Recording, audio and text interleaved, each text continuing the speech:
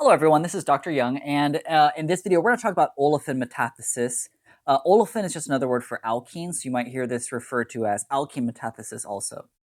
Like I mentioned in the other videos, we've already talked about the Suzuki reaction and the Sonogashira reaction, which were palladium-catalyzed cross-couplings. Olefin metathesis does not necessarily involve palladium. It involves other metals, oftentimes ruthenium. And we're going to talk a little bit about Grubbs catalyst, just to kind of introduce one, and that's the one that we'll stick with. But this video is going to be all about alkene metathesis. So olefin metathesis, alkene metathesis, it's just the changing of positions of alkene substituents, and I'll talk more about that later. Metathesis is just when you switch two parts of things. In fact, in Gen Chem, you may have heard of double replacement reactions as a type of metathesis reaction where one part switches with another part on a different molecule, where like the cations switch, for example. We're doing the same thing, but with alkenes for these. And again, to emphasize how important these reactions are, the Nobel Prize in Chemistry in 2005 went to Chauvin, Grubbs, and Schrock. And we're going to focus largely on Grubbs here just because my advisor had Grubbs as an advisor, so he's kind of like my grand advisor. So I kind of like to, talk about his stuff. But he came up with, or his group came up with, this is the first generation Grubbs catalyst. And we are not, again, going to go into crazy organometallic chemistry. This is just an organic chemistry class. The most important part about this molecule here is the fact that we have a metal, ruthenium, and that we have this metal carbene, where we have this carbon that's double bonded to a ruthenium. So we're going to abbreviate Grubbs catalyst as just being a ruthenium with a double bond coming off of it like that, where we're trying to show the carbene nature of this. I don't care about this, tricyclopenylphosphines and the chlorides and all that sort of stuff. We're just going to leave all that off. Grubbs catalyst for us is just this little sucker, ruthenium with a double bond coming off, the metal, the ruthenium carbene. As a side note, while I'm still here, these three shared the Nobel Prize in chemistry in 2005.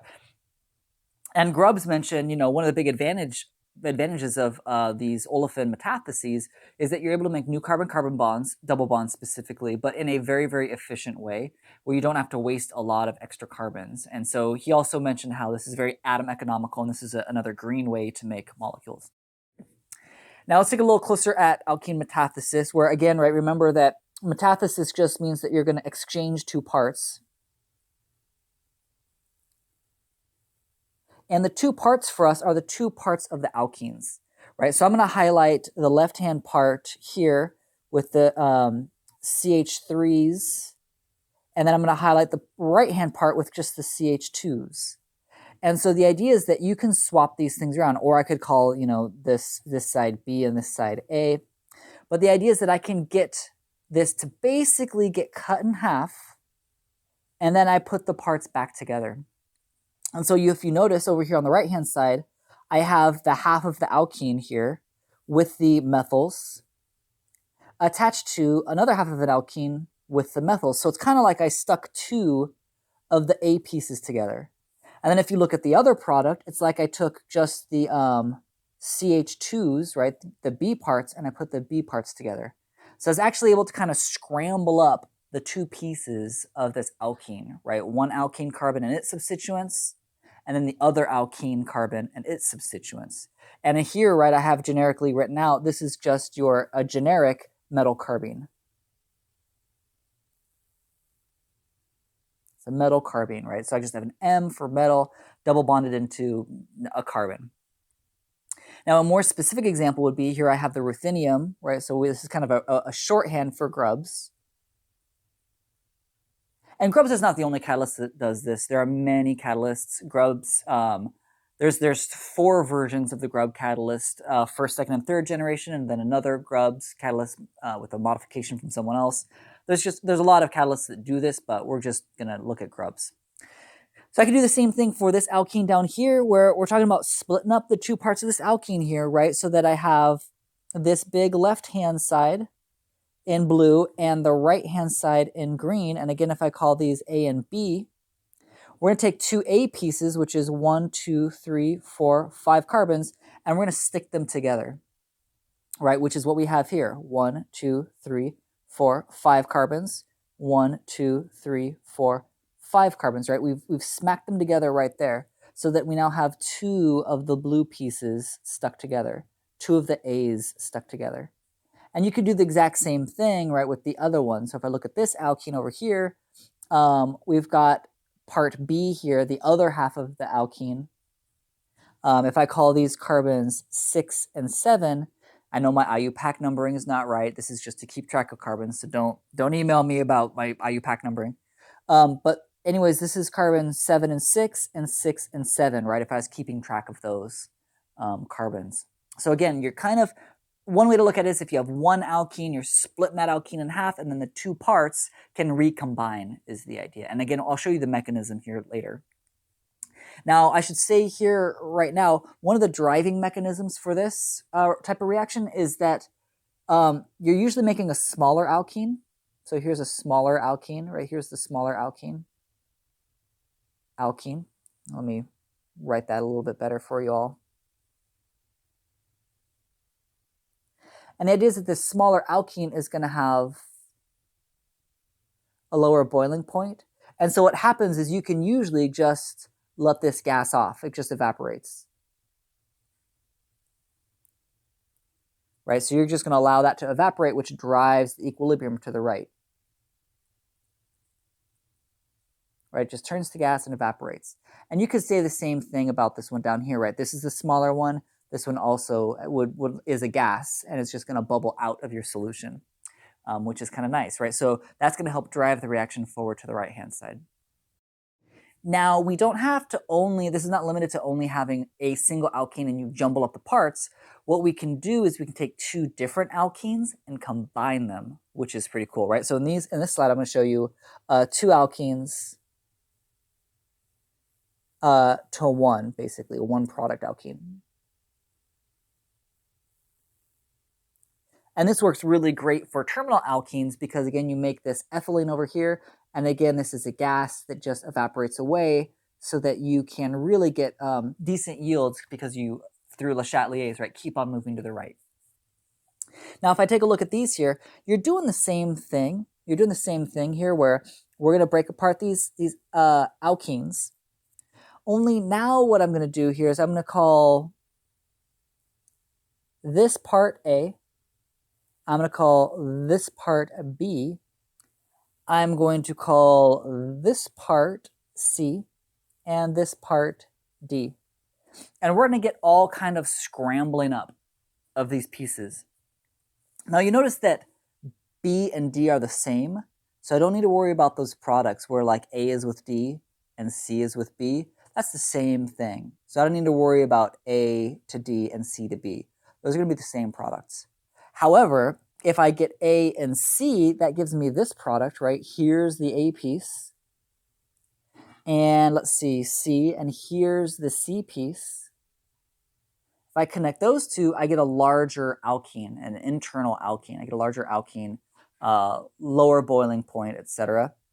And then if I combine B and D, I get this little sucker, right? Where this part could be B and this part could be D, right? Because it's just the CH2s. And if you combine those, poof, they form ethylene or ethene, and they just evaporate away and drive your reaction forward. And so we can actually take 2 pieces of alkenes and stick them together to form larger alkenes, larger olefins. We can even do that where you have 2 alkenes in one molecule, like this second one here.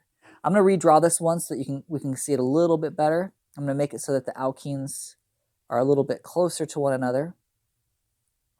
But I'm going to do the same thing where, we're just cutting the alkenes in half here, and I'm going to combine the pieces, right? I'm going to combine the pieces. If I call this leg, if I call this, let's just name these carbons, carbon 1, 2, 3, 4, 5, and 6. What I'm going to have is I can have carbon 2, 3, 4, and 5 have been all connected, right? Because I stuck the part of 2 to the part of 5. And then I have carbons 1 and 6 over here combined to make ethylene gas and evaporate. Right? And so I was able to get them to come together and form a new compound, right? So this would be the new product. And this is your side product that's just, again, going to evaporate away as a gas. And all I'm doing is I'm just taking those parts off and I'm sticking them together. That's all I'm doing here. So let's look at the mechanism a little bit more. I think that'll kind of help, and then we'll do some more examples. So let's look at the mechanism for this one that I just showed you, right? I'm going to start by drawing the starting material closer to the shape of the product, just because I think that'll be easier. And I'm going to draw my metal carbene, my ruthenium here, next to one of the alkenes, sort of parallel to one of the alkenes. And what you're going to see is that all we're doing here is a whole bunch of electrocyclic reactions, and they're called 2+2s and retro 2+2s. Those are the two basic steps that we're going to do. And it's called 2+2 because you're moving 2 pi electrons and 2 pi electrons, so 2+2, so 4 altogether. And if I do this, I'm going to just draw 2 electrons going to here and 2 electrons going to here. This is kind of like how you drew the Wittig mechanism, where you had that sort of 2+2 and you form that little square. Same idea. It's really the same idea.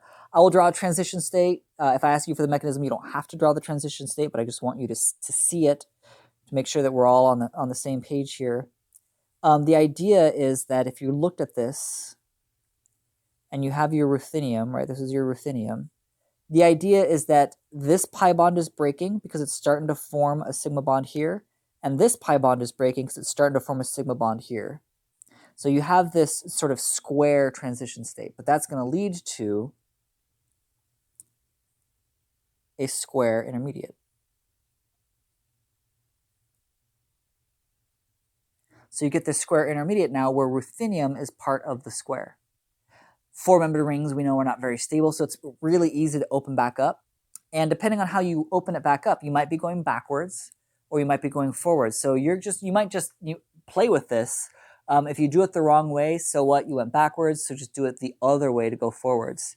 So I'm going to have these 2 electrons move here now to form a ruthenium-carbon double bond again, and these 2 move here to form another carbon double bond. And that's called your retro 2+2. And that's going to give me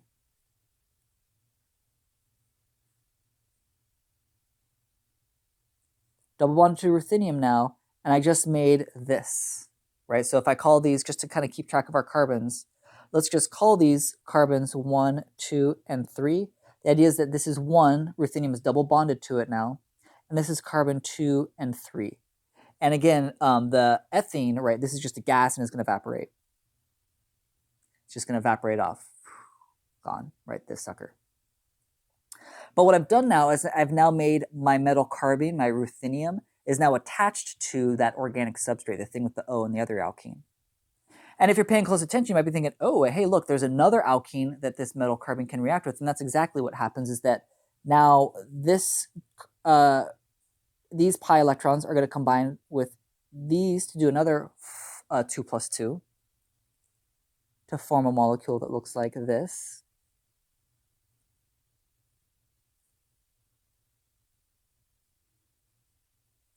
Right, and this is still carbon 1. And let's just for fun call these carbons 4 and 5. So let's call this 4 and 5. So I've made my new ring here, right? So I've got ruthenium connected to carbon 4 and 1 now. And then I do the retro 2+2. So I'm going to open up that 4-membered ring again. So I'm going to have 2 electrons drop down to form the ruthenium double bond with number 4. And the electrons kick from 4 and 5 to be between 1 and 5, which is going to give me my product. And it's also going to give me the ruthenium that's now double bonded to carbon number 4. Right, where now carbon number 1 and carbon number 5 are attached. And you'll notice that I'm back to a metal carbene, and we've just regenerated our catalyst.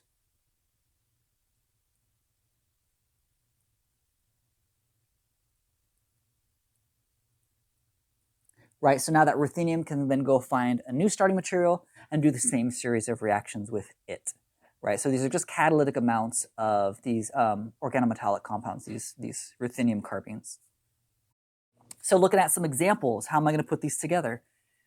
You're just going to find, so like in this first example, and maybe you should pause, take a crack at it yourself.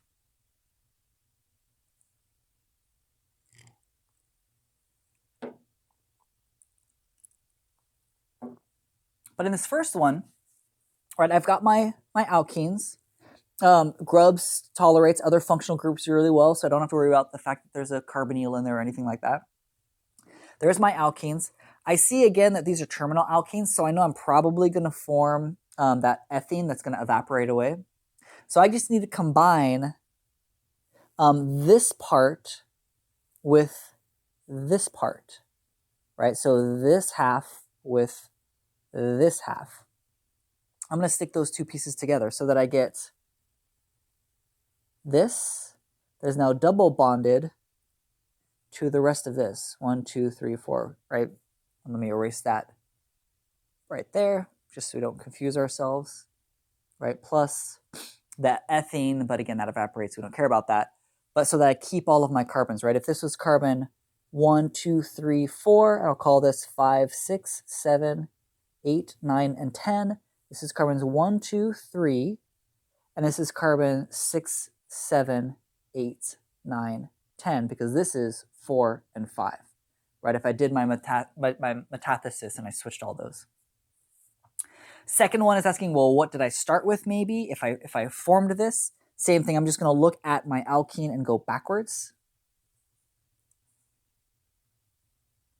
And so I know that I'm going to switch these two pieces. So it must have been that this came from, if I look at the left-hand side, it must have come from styrene. And it must have come from, on the right-hand side, this sort of alkene right here, right? This 3-methylbutene. So if I took those two pieces and I used olefin metathesis, I used Grubbs catalyst on them, that's the alkene that I would form. Here's another cyclic one. This is super analogous to the one that I just did with oxygen, only it's a nitrogen instead of an oxygen. Same sort of thing. I would form, right, if here's where the double bonds are, I just need to slap those together. Again, I'm going to count my carbons just to kind of emphasize what should be attached to what. So 3, 4, 5, and 6. If I draw this product out, got a nitrogen, got an alkene there, got 2 more over there. This is carbon 2, 3, 4, and 5, and this is 1 and 6.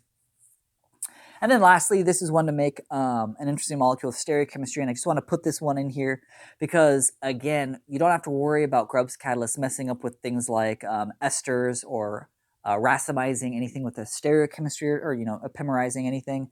You just leave everything alone. You treat it like you, like I have in all these other examples, cut those alkenes in half, and you put them back together. All right, so now I'm going to have this oxygen. I'm making a lactone because I have a cyclic ester.